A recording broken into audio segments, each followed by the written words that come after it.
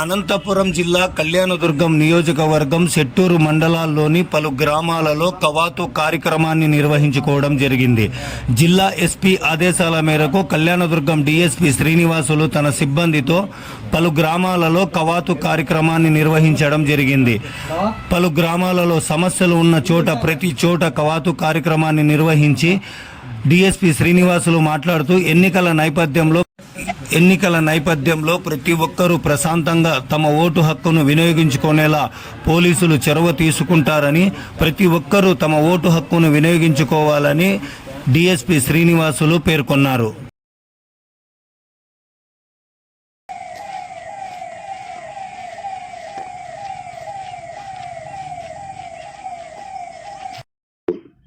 గ్రామస్తులకు, ఇక్కడికి వచ్చినటువంటి మహిళలందరికీ కూడా పోలీస్ డిపార్ట్మెంట్ తరఫున హృదయపూర్వక నమస్కారాలు. మీ సిఐ గారు, ఎస్ఐ గారు చెప్పినట్లుగా మీ గ్రామంలో రాబో మే 13వ తారీఖున జరగబోతున్నటువంటి ఎలక్షన్స్ సందర్భంగా మీరు ఎలాంటి అల్లర్లకు, గొడవలకు, కక్షలకు, కొట్లాటలకు తావు ఇవ్వకుండా ప్రశాంత వాతావరణంలో మీరు ఎలక్షన్స్ జరుపుకోవాలని, అదేవిధంగా ప్రజాస్వామ్యంలో విలువైనటువంటి మీ ఓటు హక్కును మీకు నచ్చినా మీరు మెచ్చిన నాయకునికి స్వేచ్ఛగా ఓటు వేసుకోవడానికి కావలసినటువంటి ప్రశాంత వాతావరణాన్ని పోలీస్ డిపార్ట్మెంట్ వారు కల్పించడం జరుగుతుంది అని మీకు భరోసా ఇవ్వడానికి మేము మీ గ్రామానికి వచ్చినాము.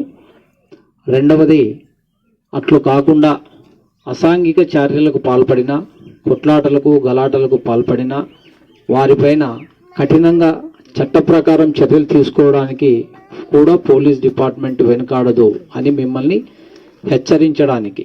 మొదటిది, మీకు మేమున్నామని చెప్పి భరోసా కల్పించడానికి.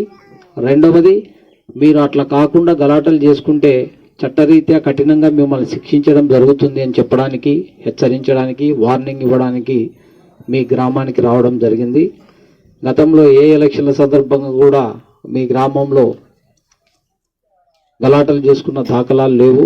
కాబట్టి రాబో ఎలక్షన్స్లో కూడా మీరందరూ చక్కగా మీ ఓటు హక్కును ఉపయోగించుకోవాలి. మరి ముఖ్యంగా విద్యార్థులు ఎవరు కూడా ఎలక్షన్ కేసులలో ఇరుక్కోకూడదు. మీకు అందరికీ తెలిసిందే, ఎలక్షన్ కేసులలో విద్యార్థులు ఇరుక్కున్నట్లయితే వారికి ఉద్యోగాలు రావు. పోలీస్ నో అబ్జెక్షన్ సర్టిఫికేట్ ఇవ్వాల్సి వస్తుంది. అప్పుడు క్రిమినల్ బ్యాక్గ్రౌండ్ ఉందంటే యాంటిసిడెంట్స్ వెరిఫికేషన్లో అతనికి ఉద్యోగాలు రావు. ప్రైవేట్ ఉద్యోగం రాదు, గవర్నమెంట్ ఉద్యోగం రాదు. అదేవిధంగా ముఖ్యంగా అప్రమత్తంగా, జాగ్రత్తగా ఉండవలసినటువంటి వ్యక్తులు రాజకీయ నాయకులు ఉండాలి. ఎందుకు అనంటే ఎలక్షన్లకు సంబంధించినటువంటి కేసులలో రాజకీయ నాయకులకి 2 సంవత్సరాల కంటే ఎక్కువ శిక్ష పడినట్లయితే రాబో భవిష్యత్తులో ఏ ఎన్నికల్లో కూడా పోటీ చేయడానికి వారికి అర్హత ఉండదు. కాబట్టి ఈరోజు సర్పంచ్, రేపు ఎంపీపీ కావచ్చు, నెక్స్ట్ ఎమ్మెల్యే కావచ్చు. సో భవిష్యత్తును మీరు దృష్టిలో పెట్టుకొని ముఖ్యంగా నాయకులు ఎలక్షన్ల రోజున ఎవరైనా త్రాగుబోతులు కానీ, తిరుగుబోతులు కానీ, కావాలని అల్లరి చేసే వాళ్ళు కూడా కొంతమంది ఉంటారు. వాళ్ళ పబ్బం కోసము, వాళ్ళ వ్యక్తిగతమైనటువంటి స్వలాభం కోసం. సో అటువంటి వాళ్ళు